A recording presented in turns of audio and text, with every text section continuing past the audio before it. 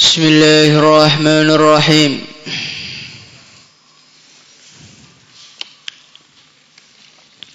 Terusannya kemarin.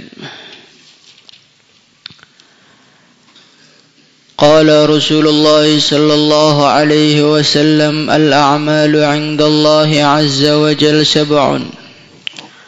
Amalani mujibani wa amalani bi amsalihima wa amalun bi 'ashrati amsalih. Wa amalun bi 700 wa amalun la ya'lamu thawaba 'amilihi illa Allah 'azza wa jalla. فأما الموجبان فمن لقي الله يعبده مخلصا لا يشرك به شيئا وجبت له الجنة ومن لقي الله قد أشرك به وجبت له النار. Ini sudah. Waman dan barang siapa amila yang dia berbuat sayyi'atan satu keburukan, juzia maka dia dibalas biha dengan keburukan tersebut. Maksudnya kalau dia melakukan keburukan satu, dihitung satu. Beda dengan kebaikan. Kalau kebaikan satu dihitung 10. Maka santri yang sok pinter matematika dia mengatakan, wah cocok pak. Berarti ketika saya berbuat kebaikan dilipat 10 kali, keburukan sekali, maka saya masih punya 9 kebaikan. Maka saya nakal nggak apa-apa karena kebaikan saya selalu jumlahnya lebih banyak dibandingkan keburukan. Gimana? Cocok? Loh, hadisnya ada loh. Maka pemikiran-pemikiran seperti itu adalah pemikiran yang salah. Kenapa? Memang sebagaimana yang dikatakan Rasulullah SAW di kata-kata setelahnya, wa man amila hasanatan juzia asyra.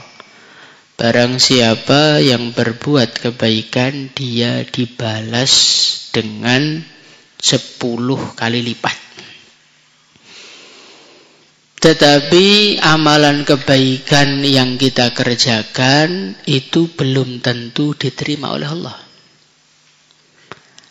Dan kita tidak akan tahu amal kita diterima apa tidak secara pasti sebelum kita sampai akhirat. Jadi amal agama ini diterimanya ini kita hanya bisa husnudzon. Kalau memastikan kita nggak berani. Tapi kalau keburukan itu dosanya pasti. Kalau kebaikan pahalanya belum pasti. Belum pasti diterima. Mungkin saja syaratnya ada yang kurang. Mungkin saja ketawajuannya ada yang kurang sehingga mengurangi nilainya. Mungkin saja tata caranya salah tapi kita nggak terasa. Sangat-sangat mungkin sekali. Maka dari itu kita nggak usah berspekulasi urusan ini. Tetap keburukan harus kita hindari, kebaikan harus kita kerjakan. Insyaallah ya.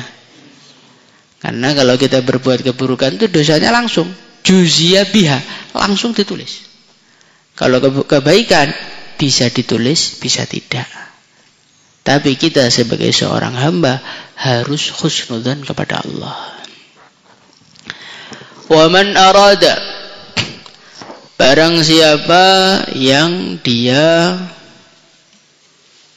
berkehendak ayya'amala untuk melakukan hasanatan satu kebaikan, falam ya'malha, kemudian dia tidak melakukannya, juzia mithlaha, maka dia dibalas dengan pahala mengerjakannya. Kebaikan itu kalau dikerjakan dilipatkan 10 kali. Kalau diniatkan kemudian enggak jadi dikerjakan, maka dia dapat pahala 1. Kalau keburukan gimana? Kalau keburukan, kalau diniatkan, mau niat maling, mau niat maksiat, kemudian dilakukan, dosanya 1. Kalau niat melakukan keburukan, kemudian enggak jadi mengerjakan, maka dia mendapatkan pahala 1. Ini bagaimana murahnya Allah Subhanahu wa taala.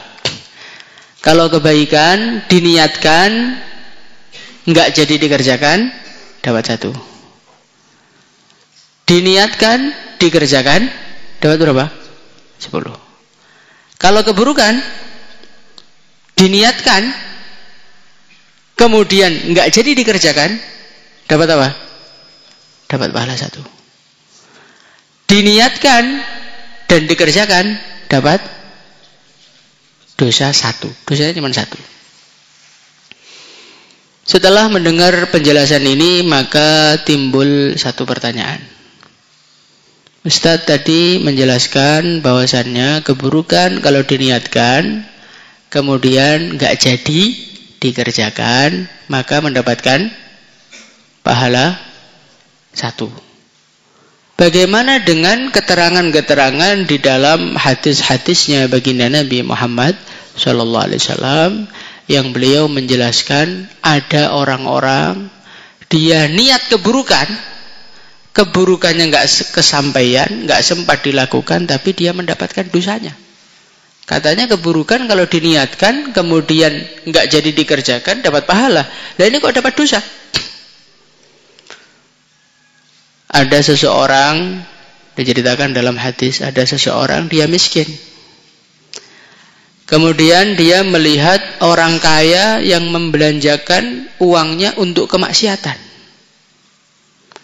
Maka orang miskin tadi melihat orang kaya yang maksiat tadi, dia mengatakan dalam hati, wah saya kalau kaya kayak dia, ya insya Allah nakalnya sama, cita-citanya sama, keburukan yang akan dilakukan sama. Maka orang seperti ini di akhirat, di dalam hadis itu dijelaskan, di akhirat dia wizruhuma sawa. Walaupun di dunia miskin, nanti dosanya di akhirat dihitung sebagai orang kaya yang menggunakan hartanya untuk maksiat. Ini dengan hadis yang saya ceritakan tadi ada perbedaan nggak? Keterangan yang pertama, keburukan diniatkan nggak dilakukan, dapat apa? Pahala. Tapi di sisi lain ada keterangan orang niat keburukan enggak kesampaian, maka dia mendapatkan dosa. Maka para ulama menyatukan penjelasan ini. Kalau suatu keburukan itu diniatkan, apa? Keburukan itu diniatkan, kemudian tidak jadi dikerjakan, maka dia mendapatkan pahala. Karena tidak jadi. Tidak jadi itu artinya setelah dia niat, dia tahan. Itu artinya tidak jadi. Tidak jadi dengan tidak kesampaian itu beda. Kalau tidak kesampaian itu di dalam dirinya masih ada niat yang kuat. Di dalam dirinya masih ada usaha mati-matian untuk mewujudkan, tapi tidak kesampaian. Kalau keburukan, kalau sudah diniatkan, kemudian tidak kesampaian, maka dia tetap mendapatkan dosa. Tapi kalau dia niat, kemudian tidak jadi, dia batalkan niatnya. Awal Ramadan, niat mau pulang. Uangnya sudah dikumpulkan. Mau maksiat ini, maksiat itu, ngeluyur sana, ngeluyur sini. Kemudian pas 15 Ramadan diberi hidayah oleh Allah. Kamu di pondok aja, kamu itu umurnya nggak panjang, cepat-cepat nabung untuk akhirat. Wis, nggak jadi pulang. Dah itikaf di masjid sampai akhir Ramadan. Ini namanya man arada sayyi'atan falam ya'malha. Niat keburukan kemudian tidak jadi. Kalau tidak jadi beda. Kalau tidak jadi dia mendapatkan pahala. Pahala apa? Pahala menahan nafsunya, membatalkan keinginannya. Maka dia dapat pahala 1.